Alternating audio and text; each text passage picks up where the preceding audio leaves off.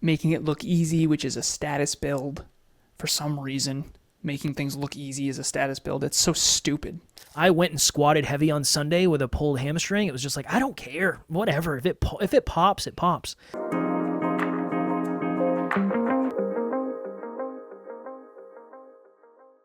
The problem in business is there's perception, there's status, there's branding, marketing, sales. It's a whole thing.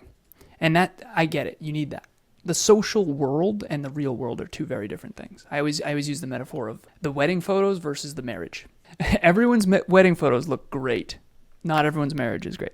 And if you work harder on the wedding photos than you do the marriage, you're in some trouble. Fitness is the best metaphor for life because it's you versus the weights, and it's you versus you. Imagine two people. One of them is getting the perfect outfit with the perfect shoes, with the perfect workout regiment, and they're going to the gym and they're taking the perfect video at the perfect angle with the perfect camera, and they're making it look easy, which is a status build for some reason. Making things look easy is a status build. It's so stupid. If it's easy, you're not growing. And like right now, I'm making this look easy. Yeah, because I've done this 1,000 times terribly. Then there's person B. Person B is going to win long term. So person A is micro success for macro failure. Short-term success for long-term failure. Person B is the loser. Person B is the prepubescent high school kid who didn't hit puberty till he was 37, who couldn't get a girl to look at him. And he saw Brad Pitt and Troy and said, 42 years old, done. I'm playing the long game, baby. Person B goes in and is just hammering the weights for 45 minutes straight, and they don't care about how they look. They're actually trying to make the workout harder. Dominant question is, how do I make this harder? Not to the masochistic level, but to the, how do I find the challenge skills sweet spot where this is, like earlier today, I was doing bench, and then I did close grip bench, and then I did incline bench, and then I did dips, and then I was doing overhead press. I mean, that's a lot in a very short amount of time, 45 minutes, breaks in between sets, the whole nine. But my dominant question was, how do I make this harder to the point where I stretch the rubber band, but I don't let it snap? It's called the challenge skills sweet spot. I'm trying to get 5 and I'm doing this and I'm struggling and I'm only doing 60s. And I see guys looking at me. I'm not kidding. It's like, I'm pretty big. I'm 195 pounds, 6'2". I'm a big guy, and I'm struggling with the 60s. Now, what they don't know is that the reason I'm struggling with the 60s is because of everything I've done before that workout, and because I've condensed a lot of density into a very short workout. It's frequency, intensity, density, duration for me. Duration's 45 minutes, but I put a lot into a very short amount of time. That's Pareto. My point of this is one person's trying to look good for status. The other person's actually trying to get better and reach their potential. Who do you think's going to look good in 10 years? It's the person who's in there just crushing the weights, struggling the entire time. So I love struggle. I think honoring the struggle is important for growth. And I think when you always are trying to look good and you don't want to look dumb, you don't want to ask a dumb question, you're afraid of being seen as a failure, you end up a failure because you don't end up growing. For me, it's always a conversation of ideal versus realistic. So today is a great example. Usually my first call is not until 11 a.m. My first call was at 10:30, and I had a bunch of things. I got to pack. We're going away. I wanted to go lift. I wanted to. And I said, you know what? I let me do 30 minutes of cardio. Is that checking the box? Yeah, but I mean, that's a really good box to check. I mean, that's really good progress, right? Let me check the box and then make sure the rest of my day is set up for more success and just more productivity in a positive way, like less anxious, less overwhelmed, cool. But I also used to be the guy who it didn't matter. I mean, not even used to be. I went and squatted heavy on Sunday with a pulled hamstring. It was just like, I don't care, whatever. If it pops, it pops.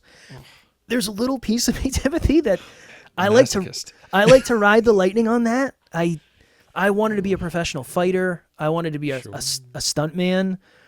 I was doing jiu-jitsu last year, and somebody they couldn't get the choke in, but they had it across my nose. Yeah. And there was a little piece of me that was like, I hope you break it. I do. I hope you break it. That helps in certain ways. But again, we've always connected that to, there's a big difference between having a chip on your shoulder and the chip running you, and having a chip on the shoulder and you running the chip. That has been an evolution for me for sure. But I also am a fairly reckless individual for whatever reason. Well, I mean, there's a few reasons for it, I would imagine. And it's not going to be simple, right? Those kinds of things are generally pretty complex.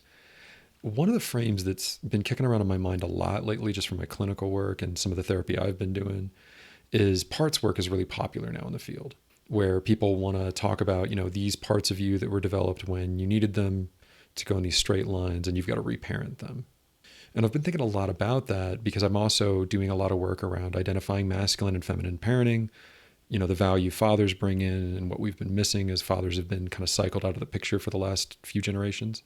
And when you think about that in your mind, where you're in that place where you're like, oh man, like, yeah, come on, try to fuck me up. Like, this is going to be great. Let's go. Let's see what happens. It goes back to this idea that I heard quoted. I think it was in Rob Lowe's autobiography of all places. Nice. His first biography was great. I normally don't care about Hollywood guys. It was a really touching, it was very good, well told. But I liked how he talked about parenting, where you need one person to say, I love you, be careful. But you also need a parent saying, show me how far you can go. And I think if we do it well, we have those moments where like, yeah, let's see what happens. But then afterwards, we've got ourselves going, okay, like, are we... Maybe don't do that next time. It's fair. Yeah, it's fair. I pulled both my hamstrings. Both of them. Awful. And they're healed. Like, I'm good. What do you trust in yourself? Is it intuition? Is it experience? Is it wisdom? What do you trust? For me, it's always comes back to awareness if I'm doing it right. The big thing I've noticed moving into my 40s is every decade, how I push has to change. In your 20s, you just throw yourself at a wall. Like, whatever is going to happen, you're probably going to bounce. And if you haven't fallen down a few times in your 20s, you're doing it wrong. In your 30s, you've still got some really good energy and resilience, but you aim better. And now things are starting to slow down where you've got people that depend on you a little bit. And so you've got to be a little bit more careful with those falls because it's not just you on the line anymore. Right. Now in my 40s, what I see is I don't want to take the hits as heavy, because if I keep going where I'm at the platform I'm at the things I've built, I can reach more. And there's a foundation of things that I have that I don't want to risk. I'm not going to risk my license. I'm not going to risk my education practice. These are now integral into my life, and I could. A lot of people do. And sometimes for good reasons, but I need those things. It's my life. Yeah.